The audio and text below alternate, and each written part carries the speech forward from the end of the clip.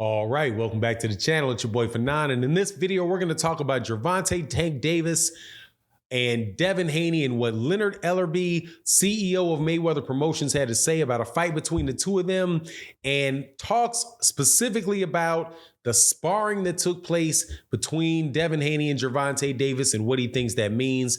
Let's chop it up about that in this video. This video is brought to you by Boxing Showtimes, a new professional boxing schedule in your pocket. It helps you to keep updated on boxing events and details. Also assists you when you want to find bars near you to watch fights, and allows you to set reminders for upcoming fights. Download the Boxing Showtimes for your smartphone and your tablet. Thank you again to our newest sponsors, Boxing Showtimes. All right, welcome back to the channel. It's your boy Fanon. In this video, we are on in the lightweight division. That's what's popping in boxing right now. Just recently, back-to-back, had very, very good fights between Gervonta Tank Davis and Rolly Romero and Devin Haney versus George Kambosos. And you would think that that would mean we are looking towards having the best fight that could take place at 135 pounds take place.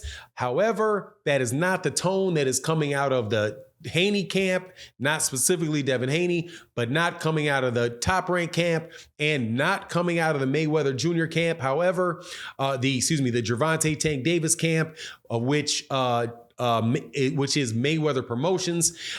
Even though we did have Leonard Ellerby on the Portaway podcast address the issue and addressed a couple things, man, and I thought were real interesting. But before I do that and get into that, let me welcome you back to the channel. If you are a longtime subscriber, supporter to the channel, thank you so much for your support. If you're new to the channel, make sure you do me a favor, hit that subscribe button, hit the bell icon so you can be notified of when we release more videos, which we do on a daily basis, both in the live stream and the video format. So you always got a good opportunity to chop it up about boxing. So let's get into this.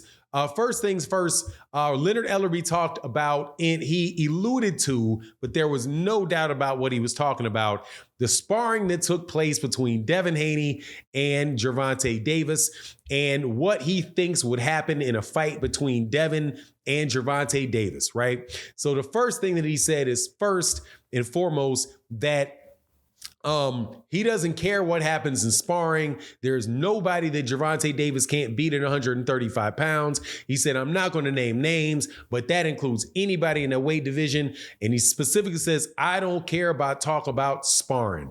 And then he said, because first of all, you're talking about 8-ounce gloves. What is somebody going to do with 8-ounce gloves and in a 12-round fight? That is not sparring when you're talking about a couple rounds of sparring in whatever 12, 14, 16-ounce gloves, whatever it is, whatever the weight of the gloves that they're weighing in those that they're wearing in those particular sparring matches, but significantly bigger than the gloves that you'll wear if you're actually in a fight at 135 pounds, which are 8-ounce gloves, right? So there he addressed it, because there have been people, and you come by my chat and talk about it. I say the same thing in my chat. First of all, Gervonta Davis talked about the sparring that took place with Devin Haney. Devin Haney talked about the sparring that was taking place with Gervonta Davis.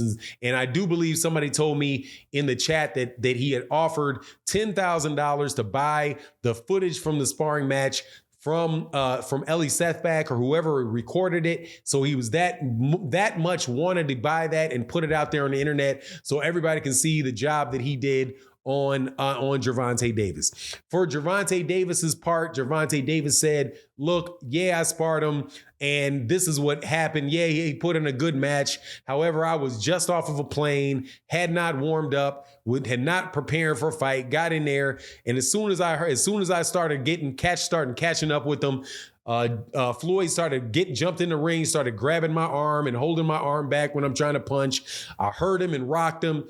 Adrian Bronner jumps in the middle and starts doing all kind of stuff to keep me from getting on Devin after that. So, Gervonta takes it with a grain of salt. Devin has a lot of pride in it. And Leonard Ellerby is saying, what difference does it make this 8-ounce gloves. It's sparring gloves, not 8-ounce gloves, and not over 12 rounds.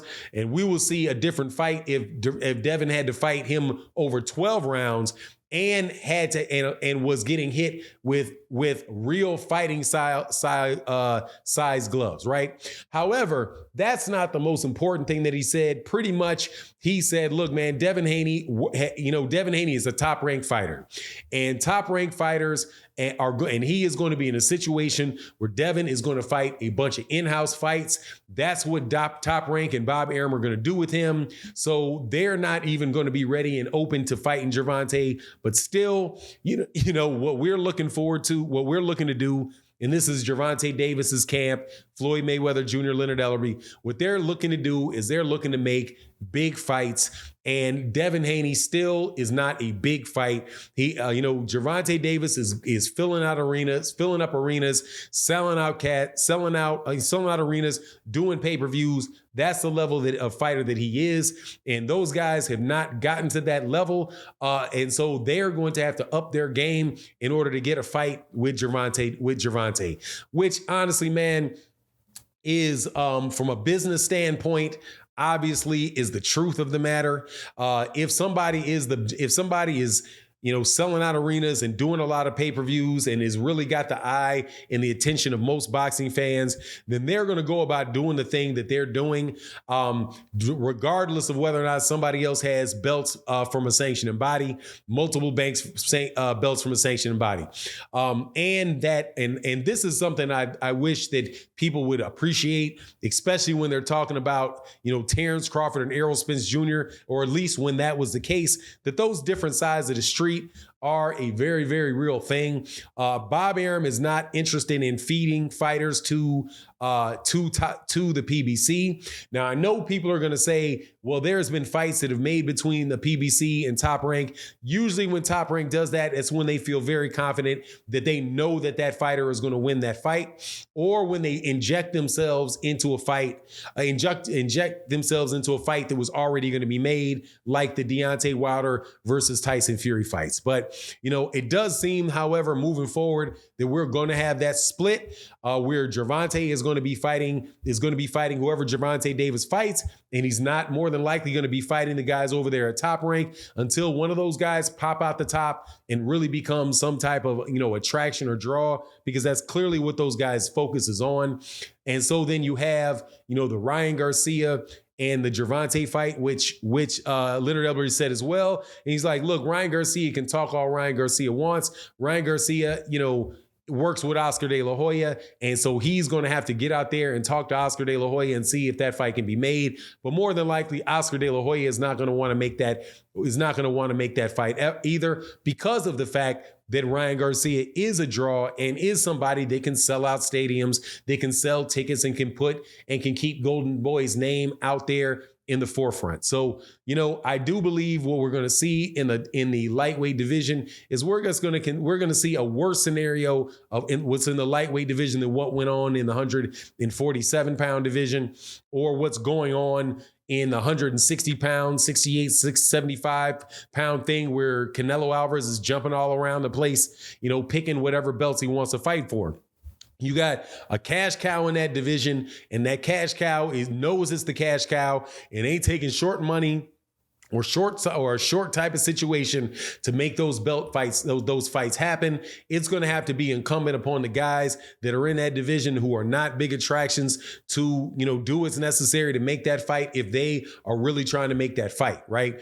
Which means, if Devin Haney going to be willing to take, if he actually frees up, is he going to be willing to do with Gervonta Davis what he did with George Kambosos and put all of his belts on the line in order to, to dare to be a cash cow and actually beat Gervonta Davis? We'll see what happens, but my bet on it is that Devin winds up going up to 140 before too long. Those belts probably all stay over there by Top Rank, and forever forever they will be separated. And I do not believe Gervonta Davis is really going to campaign at 140. So, it's just going to always hang over the head of the most popular guy in that lightweight. You know, the fact that he's not holding any of the major sanctioned body belts. But anyway, it is what it is. You let me know what you think in the comment section. And with that, I'm out. Peace.